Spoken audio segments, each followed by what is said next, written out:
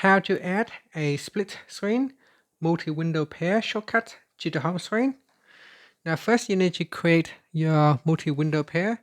There are two ways how you can do it. First, tap on the home button to return back to the home screen.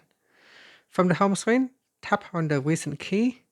Then in here, select an app that you want to use as the first app. So here, let's say the phone application.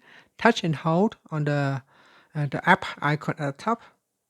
And this will allow you to drop the app either at the top or at the bottom panel.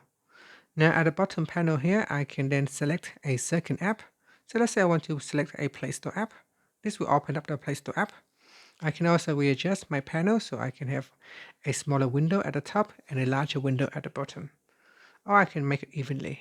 Okay, so once you have created your apps pair or multi-window pair, tap on the three dots or the more button on the horizontal there, and then tap on the favorite button or the star icon. So tap on that and then tap on home screen, and that's it. Now if you go back to the home screen, we have now created a shortcut for the phone app and the Play Store app. So this is a split screen multi-window shortcut. Whenever I tap on it, that will immediately open up the app.